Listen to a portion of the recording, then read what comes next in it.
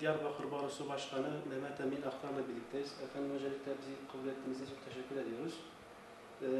Malumunuz 100 binlere hitap eden bir dernek kapatıldı, Mustazaktır. Siz bunu nasıl değerlendiriyorsunuz? Önce buradan başlayalım. Şimdi tabii ki demokrasilerde örgütlenme hakkı olmazsa olmazlardandır.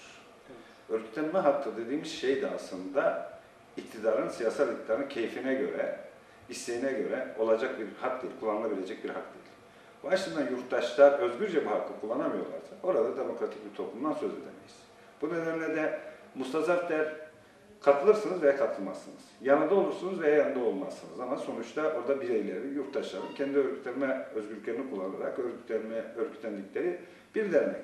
Bu derneğin kapatılmış olması bir hukukçu olarak da bir insan olarak da demokratik bir toplumla bağdaştırılmıyor ve doğru bulmadığımı ifade etmek istiyorum. Baştan bakıldığında evet, bu ilk değil tabii ki. Özellikle Kürtlerin örgütlenmeleri açısından çok ciddi sıkıntılar var.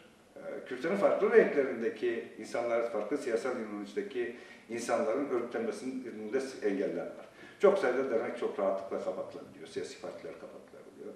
Başta eğer bu ülkede Kürt meselesini çözümlü tartışabileceksek, önce çözümlü tartışabilmemiz için Kürtlerin özgürce örgütlenebilme özgürlüğüne sahip olması gerekiyor.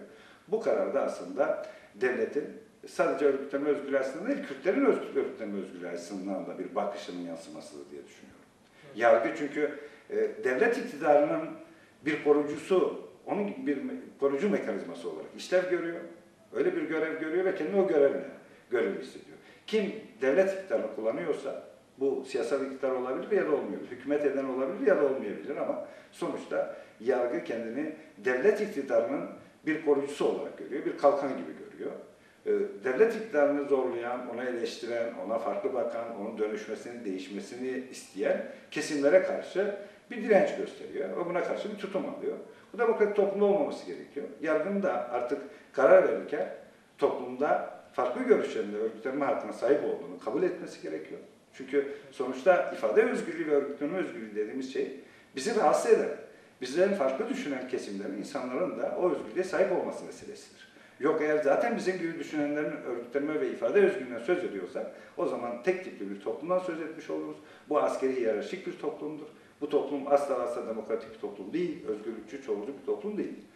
Özgürlükçü ve çoğulcu bir toplum modeli içinde bizim ihtiyacımız olan şey farklı düşünenlerin özgürce örgütlenebilmesi, görüşlerini topluma yayabilmeleri.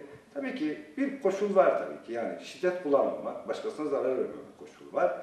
Burada da inanıyorum ki mahkeme gerekçesi de buna dayandırılmıyor diye düşünüyorum. Mahkemenin gerekçesi de aslında son derece daha önce alışılageldi basma kalıp örgütlenme özgürlüğünü bir devlet olma refleksi, devlet iktidarını kullanma refleksi olarak gösteren, o çerçevede değerlendiren bir karar olduğunu, bir gerekçe olduğunu düşünüyorum.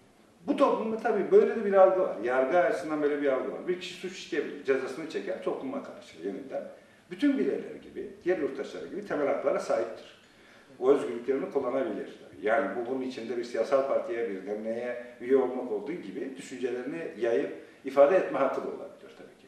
Ama ne yazık ki masumiyet kaidesini, bir kişi bir kez yargılandıysa onu sürekli biçimde potansiyel suçlu görme anlayışı yaygın. Bunu terk edin. Bu zihniyetin dönüşmesi gerekiyor, değişmesi gerekiyor. O üyelerinin, kurucularının bütününün örgütlenme özgürlüğünün ihlal edilmesine aynı zamanda.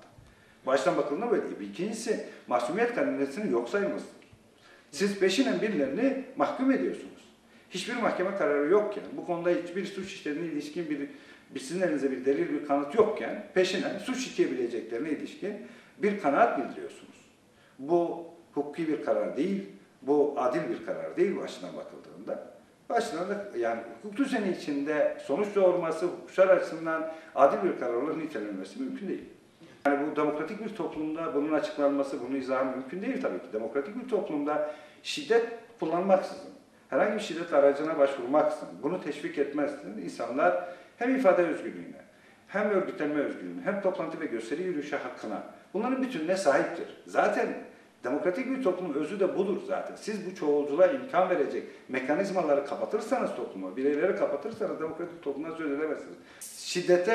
Eğer şiddete bir son verilmesini istiyorsanız, şiddetin bir hak arama aracı olarak kullanılmasından vazgeçilmesini arzuluyorsanız demokratik alanı açacaksınız.